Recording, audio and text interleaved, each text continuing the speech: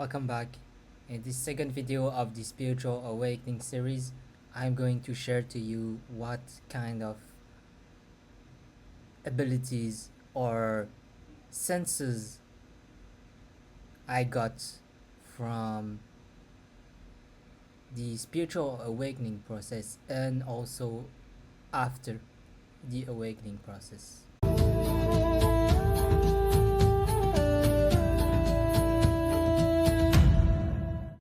Again, to me, spiritual awakening doesn't mean anything because to me, spiritual awakening is the starting point of the spiritual journey. And when your sense starts to sharpen, well, the first step is to be able to sense your own energy and a little bit of things around you. But it might not be super clear, it might be pretty blurry, or you might not be able to sense everything inside your energy body, and you might not be able to sense clearly everything outside of your body. So, beyond spiritual awakening, the first step I could describe about sharpening our senses is to be just aware of what's happening around you and aware of what's happening inside you. Then, the second step, it took me quite a few months to be able to develop that ability. It is to be able to move your, either they call it astral body or energy body, but to be able to move and to be able to be more in an active role than this passive role. So you don't, in a sense that if those entities try to mess with you again, then you are able to defend yourself and act back against those things rather than just shielding yourself and defending to prevent them from entering. You are then able to neutralize those things. That is to me the second step. At least it is how my senses evolved and how my spiritual power evolved and how I got stronger and stronger. And the third step is to be able to push out those things outside of your body. It requires a lot of work, but it is possible. And it is very difficult to push out those things, mainly because they have been inside your body without you knowing for several years and probably since childhood. Because childhood is the moment where we are energetically and emotionally the most vulnerable, and that's when they are able to invade inside our body. They find some cracks inside our aura and just penetrate it to invade. So, of course, depending on our gifts, we might not all have the same abilities. If we think rationally, I think this should be the common ground for each of us, because how can you act in higher layers of reality if you are not able to sense and act on things invisible that is closer to our own reality? So there are a lot of things to cover around psychic abilities, and I am probably not the only one making videos about it, but I want to make it as simple as possible for you to understand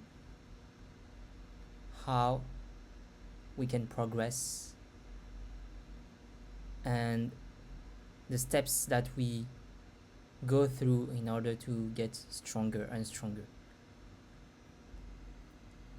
I am not a genius, I am not a medium, or I am not able to have access to those ability at a pure waking state. I know some people do. I personally don't. Maybe this is a next step for me, but for now, I prefer to not be able to sense those things at the waking state. Now let's continue what we can do to develop further our spiritual power. As you get more familiar with your own energy and other things and around you, you will be able to have a grasp of the energetic imprint of people you know, your friends, your families. In a sense, in the invisible, you'll be able to sense their presence, if they are here, of course. This allows several amazing things. One of those things is to be able to communicate in a sense of having like a telepathic communication. Well, the person in front of you, the person you're talking to, might not be aware of it, but as we are all multi-dimensional beings at a different development stage, it is normal that they might not be very conscious about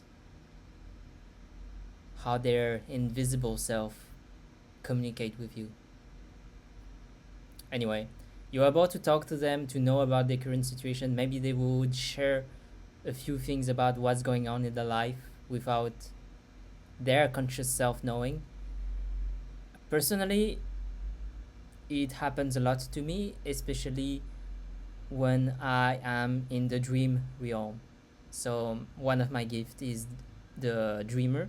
I am able to communicate to people and sense what's happening in a group of people, like a group of friends, and be able to feel their mood, what they are saying, and yeah, they might sometimes say things that they don't want to say, or that might be more taboo to say in the conscious realm. And that's when you start to realize the true nature of some of the people you hang out with.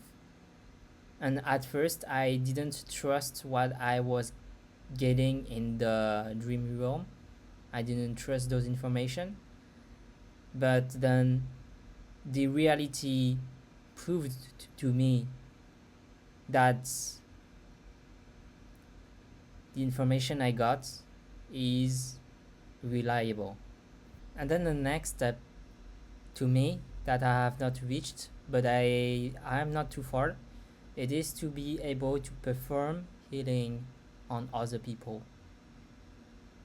So what happens is that energetically, so in the invisible or astral, whatever you call it, you connect to that person's energies, to that person energetic signature, and then you understand what's going on in their energy body or astral body or whatever. I don't like those terms. You understand what's going on in their body, and you apply healing according to their needs.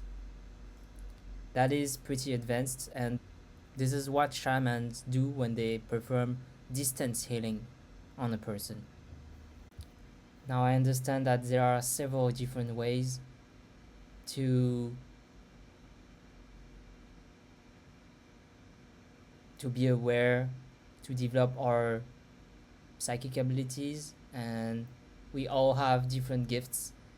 But I wanted to share to you something really specific that is rarely shared by spiritual people.